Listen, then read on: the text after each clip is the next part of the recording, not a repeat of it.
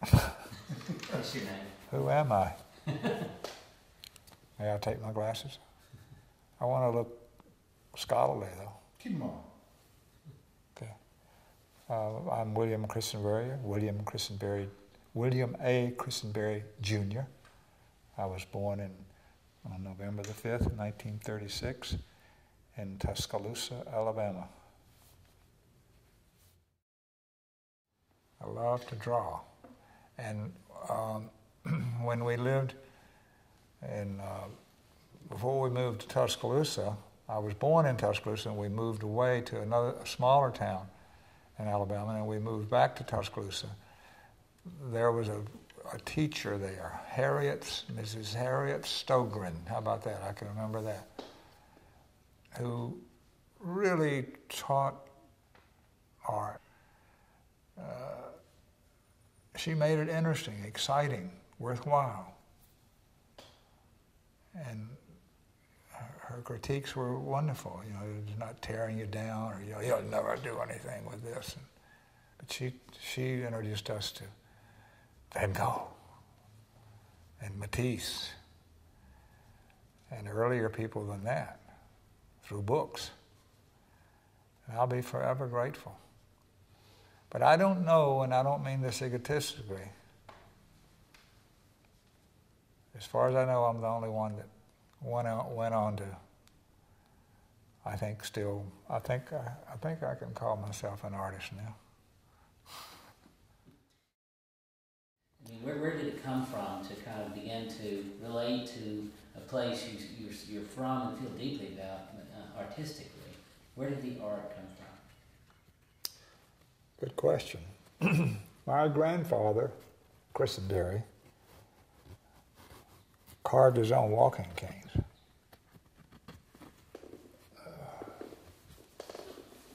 Excuse me, is that going to disrupt anything?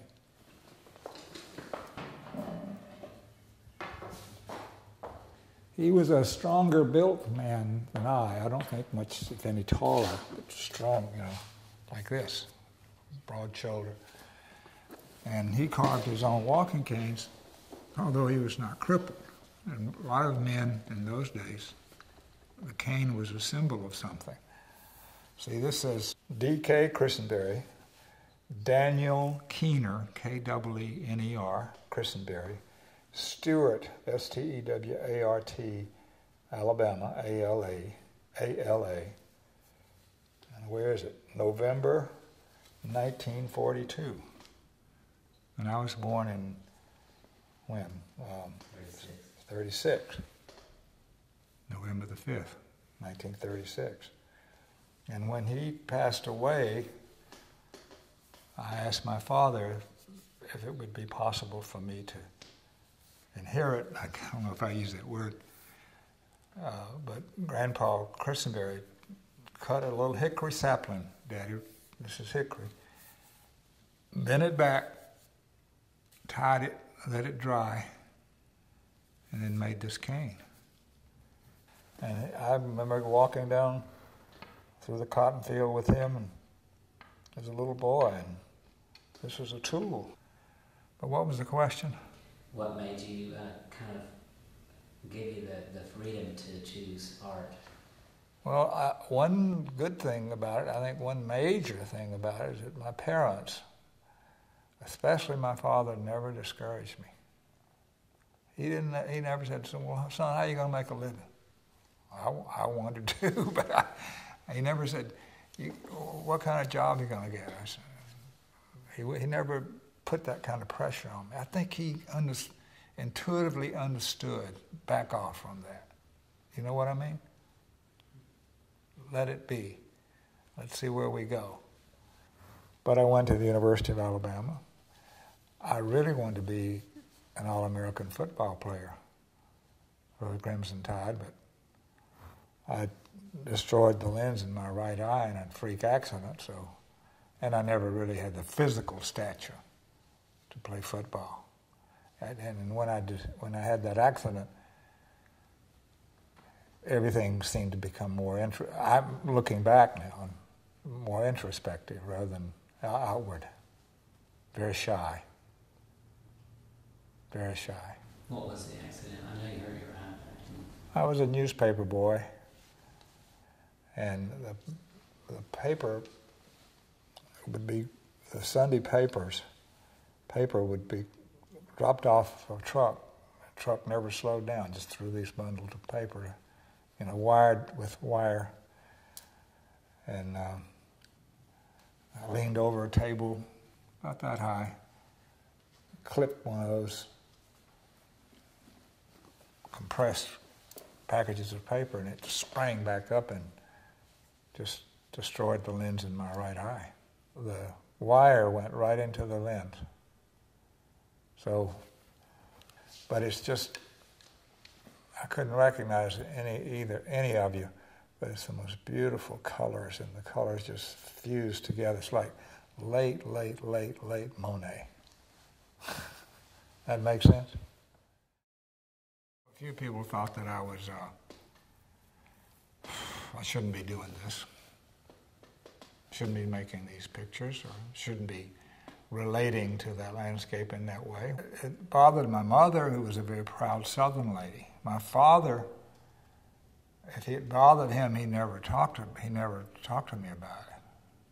Mother said, "Son, everybody in Washington, D.C. is going to think Alabama's one rusted, worn-out, bullet-ridden place.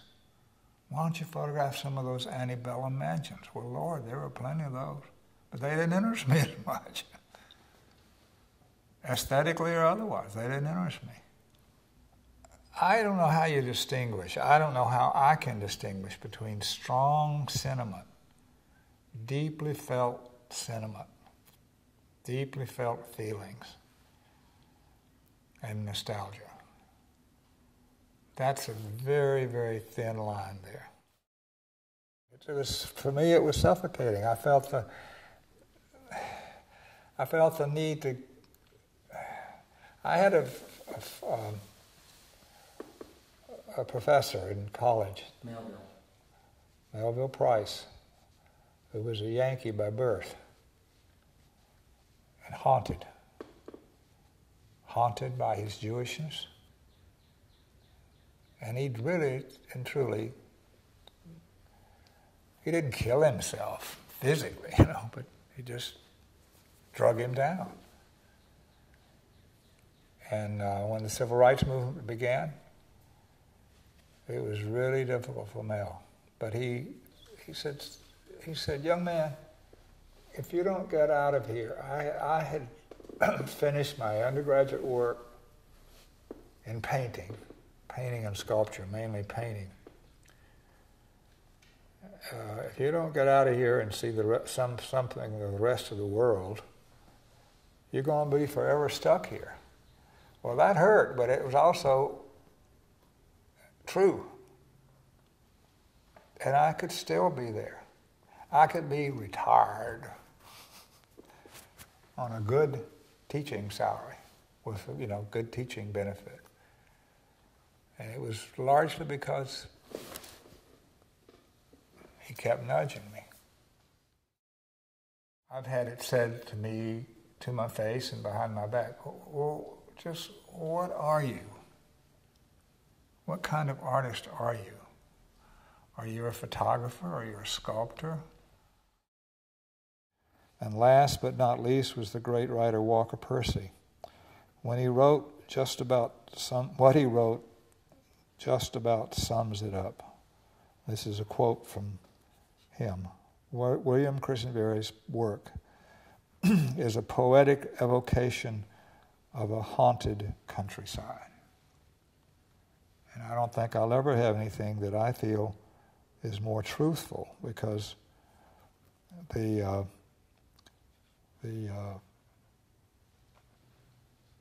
nature of that landscape and the things in that landscape, what it's been through. Just think of the Civil Rights Movement, what it went through. I'm not defending that, but the difficulty. The South, one more thing, the South struggled for a long, long time to recover from the effects of defeat after the Civil War. Emotionally, physically, and economically, it's really taken a long time. And although I think there has been considerable improvement in racial relations, there's more work to be done on that front. Did I write that? You did. That's not bad. I have a question for you about the place, from what you just said. I think, is it fair to say that these places themselves have witnessed the things that you hold dearest, and in a sense you want to witness their witness? I agree with that. But what, you're going to get me in trouble here. What I dislike, not anything you've said here at all,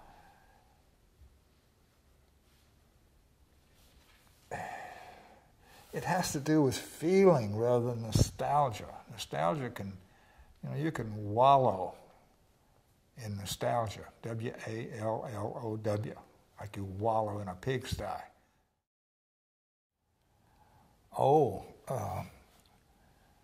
As I said, I was teaching art at the Memphis State, and Memphis was still close enough to where I'm from in Alabama, which is Tuscaloosa, and or Hale County, that's H-A-L-E. That's where I started making photographs. And it was largely based on Let Us Now Praise Famous Men influence, both A.G. and Evans. When I discovered Praise Famous Men, of course the photographs are up front, and that's important in this collaboration of find a photographer and a writer. The photographer and a writer. And I think so much of it for me had to do with the fact that I knew this landscape, that landscape. And I knew maybe in some oblique way some of the people, mostly poor white people. But I did have the great honor and privilege of knowing Walker, and probably more out of kindness or being a gentleman, our friendship grew, and he said, well, young man, you mentioned one time that you made color photographs on color film. I said, well, yes, sir, I made snapshots. He said, could I see those sometime? Well, shoot, the world of fine art color photography was nil. Not much going on. And I'm not saying it was because of me, but he started using the SX70. That was a fairly new camera, and color film. And he championed, that's too strong a word, he saw something in those little snapshots that was pivotal in my development. No doubt about it. I won't deny it. But it was never any pretense on my part. Did you do most of your work alone when you were out and about? Were you mostly, it was a solitary pursuit, or did you, like Walker Evans, that it said of him that he used to love working with other people or having other people around because he fed off of them and drew from them? Well, the best way I can answer that question is that not too many years before he died, we met down there for a few days. And it was fascinating to see for me to see him working. He was working with his, I guess it was his Leica. He was not working with an 8x10. And how he would, it's difficult to explain, but how intense it was, in a good way. And I happened to walk past, not in front of the lens, but I just happened to walk past when he was setting up one time. And I could see his eye in the viewfinder. It was like, I don't know how to describe it, like the eye of an eagle. So intense. So intense. He had a great time. It was not too long before he died. He was real pleased because he said, you know, this is the first and only time I've been back to Alabama since '36. That's the year I was born. And that's when out of that came Praise Famous Men. Your relationship to Hale County is so deep and the subject is so well known to you. And the intimacy of it is something that is a part of your work. It doesn't have that objective remove that Evans's work had. Do you feel Eggleston has the same type of immediacy and intimacy with his subjects? Well, first off, Walker was an outsider. That's not a criticism. He was so, he once told me that there was so much, I wish I could use the exact word because they were beautiful. In essence, there was enough there to make me want to go mad with excitement. And I think when you look at most any great artist's work, you see, I wish I could put it into better words than that, but you can sense that. This was all prevailing. This was omnipresent in that person's eye, or eyes. Well, how did I get off track on that? You mean the subject? I mean, when you see the work well, itself? not just the subject, but I will argue that, and I won't argue with you, maybe. Eggleston's best pictures, in my opinion, he could make a good picture if he were right there. But the essence of his work is in that Mississippi Delta region where he's from. It's just like that. I mean, it's not that it looks like that. It just feels like that. You've ever been to some of those Mississippi places? It feels like that. That's what is important. It's not how, but how it. What am I trying to say? How it feels when it comes out of that camera or when it's on that printed piece of paper. He has a unique vision, very unique. And the fact that he, was one of the first people to use color. I was photographing with my Brownie with color, but not the kind of subject matter that he was. Did you see your Brownie prints? Oh yeah, he used to come over. What you're doing in color. Yeah, he used to come to the studio. We used to exchange a lot. He was already married. I was single, and he'd come over, and he liked to draw and paint. That was not his real strength, but he's a brilliant guy. Period. Not just in terms of what he does. You ought to get in the car with him sometime. You'd be glad to get out. When you say brilliant, not just in terms of what he does, do you mean, is there a genius operating in his Mm-hmm. I don't know what genius is, but it's the closest thing I know to it, or have experienced. How would you distinguish your color photography from his? I don't know if I can do that. I think there's and I use this word positively now, okay? There's a toughness to Eggleston's work that I don't possess, and that's not a criticism of Bill Christenberry. Mine is more, I don't want to say gentle, but I don't think I could have ever made a picture like the Red Ceiling. That's a compliment to him. And if you've ever been out in the field, so to speak, with him, the way he works is just fascinating. It's just like a typhoon floating around with that 35 millimeter. Did it seem chaotic to you? Mm-mm. Made perfect sense when you saw the result. Hey, I want to ask you one other quick question about, I heard a funny story about you with Lee Friedlander. Oh my goodness. Y'all were both shooting and he forgot to take his lens cap off. Where'd you hear that? Y'all were together or something? Oh, I know. He doesn't mind. I've told that story before. And it was serious. We were working together. He came to Alabama that time with me in 2 or 3 days. And it's wonderful to see how different people see. In this case, with the camera, you know. It's like not like a trance or anything, but it's another world. And he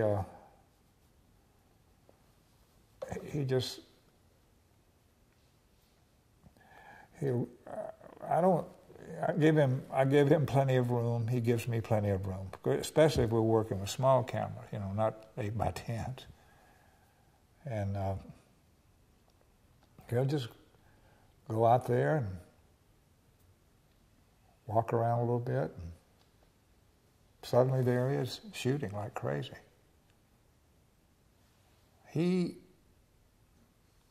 I love both those guys, Eggleston and Lee. And they're both my best friends. And I respect them tremendously. Respect them tremendously. Well, how did I get off on that? You were going to tell me a story about Freelander shooting with his lens cap on. Well, that's a true story.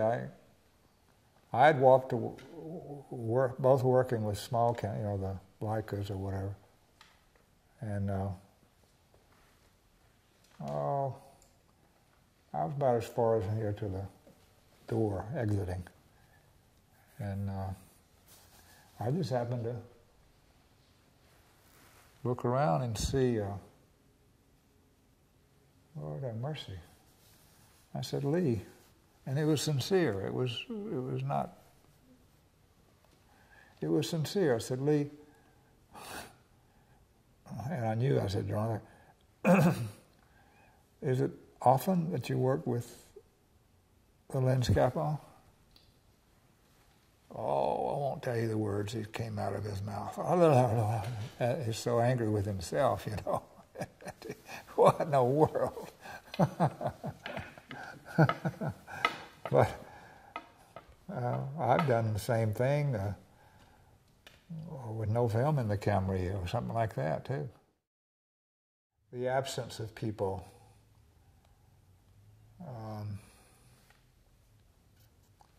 the sense of isolation that so many of my subjects have, I love that.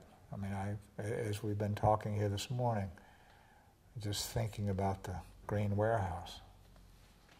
And it's been 2 or 3 years since I've been there. And I was there the last time, 3 years ago, I guess, and there was somebody there, a man. And I said, I introduced myself, I'm William Christenberry, Jr., because a lot of people know, some people still alive that know my parents and grandparents that no longer live there, you know, passed on. And I said, what's going to happen to that building? He said, I don't know, but somebody came through here and made a picture of it and became famous. I laughed. I couldn't help it. Wasn't me. But what people do with what's at hand and out of necessity. There's probably never been another building the shape of that Green Warehouse, or will ever be. If it's this wide in the photograph, it's only this deep. And there are no windows on each side or the back, or doors. I asked, finally, somebody was there one day, and I said, sir, I introduced myself. He was pleasant. I can speak the language when I need to.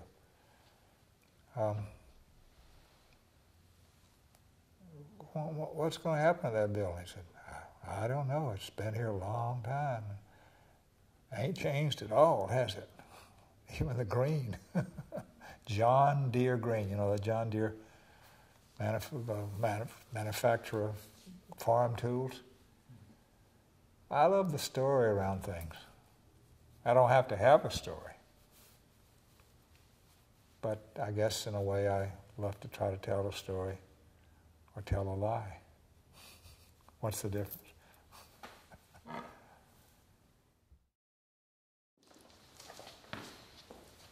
I'm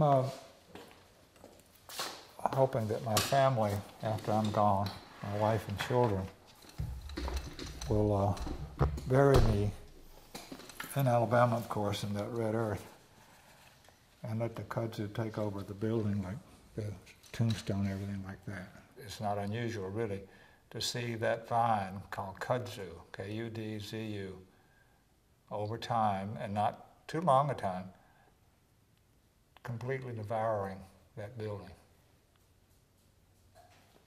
Scary. Y'all won't believe this, but I'm setting up my camera one day, the big camera, and it's just been there a few minutes, getting everything in focus and everything. And something's crawling around my leg. It's kudzu. Can you believe that? I do, actually. It grows a foot a day. You want me to go with me sometime? We'll do it. What was I looking for here? Oh, let me tell you, this is such a beautiful, it's such a sad. I normally don't tell this story in public or anybody. Door of the house at Christmas time. See that building? That's the one built by the one-armed. Yeah, cinder block, and with a magnifying glass you can see that the cinder block is not completely level because he had one arm. And when I met him that day, I always try to strike up a conversation because I'm an outsider, and if you're with a camera, you're more than an outsider. But he was, I knocked on the door, and he came to the door, and I said, "Sir, do you mind if I photograph your house?" "Oh, I would be so pleased." "Please, you go right ahead, son, and do what you need to do." So I went out and set up the big camera, the 8x10, and if you look, you can hold it a minute. When you can see the brick, the cinder block, they're not exactly level. He said, I built that old building on one arm. So they're not completely level. It's not completely level. So we chatted, and he was so pleased that I liked his building. We had a nice little conversation. And then I left. And I went back the next year. And I knocked on the door. Nobody came to the door, but over here is another house, not nearly as interesting as this. And this lady comes running across her grass. She said, "You looking for Mr. So-and-so?" I said, "Yes, ma'am." "He froze to death. He died. He froze to death last winter in that house." So I don't often tell that story because I can't control my feelings.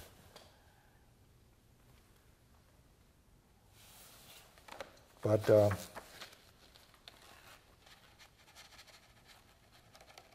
and you don't have to have, about it. You don't have to have a story behind each one. That bed marks somebody's grave. The grave is in the middle of that. But what people do with what's in hand and out of necessity, and probably more importantly, out of love, what it's about. I'd like to be a poet. Poet don't know it. But your photographs show it. Oh, God. Maybe we should do a book together. But your photographs show it.